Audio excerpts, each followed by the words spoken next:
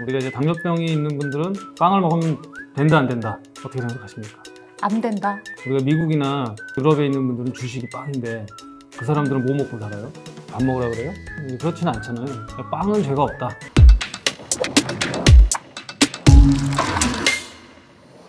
우리는 첫 방송이니까 첫 빵에 대해서 한번 얘기를 해보는 게 좋겠죠. 많은 시청자 여러분들께서 이 내용을 보고 많은 도움이 되시고 앞으로도 계속 열렬한 팬이 되셨으면 좋겠다는 그런 마음가짐을 가지고 오늘 한번 열심히 한번 해보도록 하겠습니다. 우리 채널은 내분비 관련 질환이고 그 중에서도 가장 중요한 것은 이제 당뇨병 분야가 되겠습니다.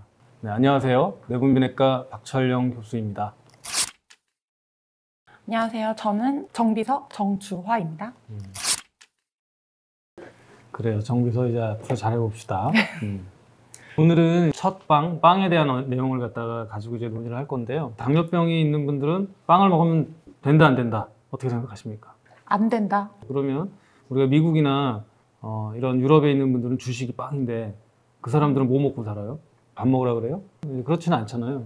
빵은 죄가 없다. 어떤 빵이냐가 훨씬 더 중요하다 이렇게 생각하면 되겠고, 미국 당뇨병 협회에서는 이제 어떤 걸 권고를 하냐면 통밀빵 또는 통곡물빵을 먹으면 좋겠다고 이제 권고를 합니다. 우리 개념으로는 뭐냐면 쌀 그리고 현미 이런 개념이라고 생각하면 돼요. 우리가 현미는 이제 그냥 쌀하고 다른 게 뭐예요? 쌀은 이제 도정을 하니까 이쁘게 깎았죠. 그러니까 겉에 이제 다 도려내서 없애지잖아요. 먹으면 뭐 굉장히 순수한 맛은 나지만 거친 맛이 없고 거기에 들어있는 여러 성분들에 우리가 이제 즐길 수 있는 기회가 없어지는 거죠. 또 한 가지 중요한 게 뭐겠어요? 이제 우리가 이런 섬유소나 이런 거친 음식을 먹게 되면 포화가 돼서 혈당을 만들고 그 혈당이 이제 우리가 사용하는 데까지 시간이 굉장히 오래 걸리는 거예요.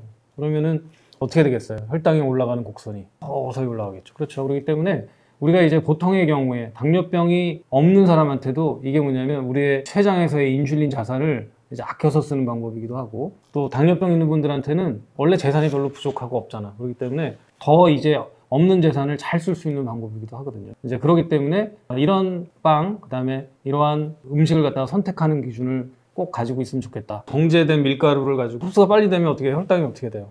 빨리 올라가. 빨리 올라가죠. 그래서 슉 올라가면 이제 그걸 이제 우리가 혈당 스파이크라는 말로 많이 이제 표현하는데, 혈당이 급작스럽게 상승했다는 것은 뭐냐면 먹은 음식 중에서 굉장히 흡수 속도가 굉장히 빠르다. 우리가 이제 그걸 따라가지 못하고 있는 인슐린, 그걸 이제 얘기를 하는 거예요. 췌장이 인슐린이 내가 무한대로 나와. 그러면은 혈당은 어떻게 되겠어요? 절대 정상일 수밖에 없어요. 예를 들어서 우리가 뭐 한 밥을 10그릇을 먹었어. 그리고 이제 인슐린이 적절하게 나오잖아요. 혈당 다 정상. 그 다음에 밥을 이제 반 그릇을 먹었어. 이 두 개의 차이는 뭘까요? 둘 다 혈당이 정상이었어. 음식의 양이죠. 그러니까 총 칼로리가 차이가 나는 거죠. 혈당은 정상이지만 10그릇을 먹은 애들은 뚱뚱해지겠지. 점점 체중이 늘어나게 돼 있는 거예요. 차로 생각하면 차가 점점 무거워지면 어떻게 돼요? 차가 안 나가지? 성능이 떨어지는 거하고 똑같아요. 초반에는 혈당이 정상이라 하더라도 시간이 지나면 더 문제가 생기게 되는 거죠. 이런 혈당 스파이크에 대한 문제, 그러니까 식후혈당에 대한 문제는 결국은 하나의 문제가 아니라 여러 가지 문제를 같이 끌고 들어오게 돼 있어요. 또 이제 한 가지 이제 생각을 해보면, 이제 당뇨병이 생기기 전 단계에 있는 분들도 호소하고 당뇨병의 초기 환자분들도 호소하는 게 있어요. 이 약은 저혈당이 생기지도 않는 약인데 저혈당이 생겨. 그게 대부분 다 뭐냐면 혈당 스파이크 후에 오는 경우가 되게 많아요. 반응성 저혈당이라고 하는데, 그렇기 때문에 사람들이 뭐라고 해요? 심한 공복감, 그 다음에 뭔가 땡긴다, 그러면서 이제 뭔가 먹으려고 하는 상황이 생기는 거죠. 그건 이제 스파이크 후에 고인슐린 혈증에 의해서 나타나는 하나의 현상일 수 있어요. 그런 것들은 이게 내가 에너지가 부족하다가 아니라 앞에 먹은 음식이 문제가 있기 때문에 뒤에 그런 결과가 생겼다는 그런 이제 생각을 가지고 앞에 음식을 조절해야 돼요. 공복 혈당에 대해서 본격적으로 좀 알아봐야 되는데 좀 잠깐 쉬었다 할까?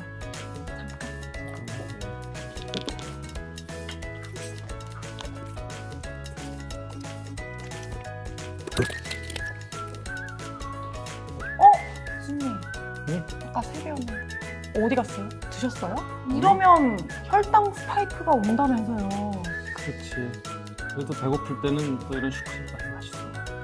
그래도 아까 여러 가지 내용들을 잘 숙지하고 있는 혈당 스파이크도 알고 오늘 잘 배웠네. 잘 배웠어. 공복 혈당은 아무것도 먹지 않은 상태를 얘기하잖아. 그러면은 몇 시간 정도 밥 먹어야지 공복 혈당. 왜 공복 혈당 검사가 왜 중요하냐?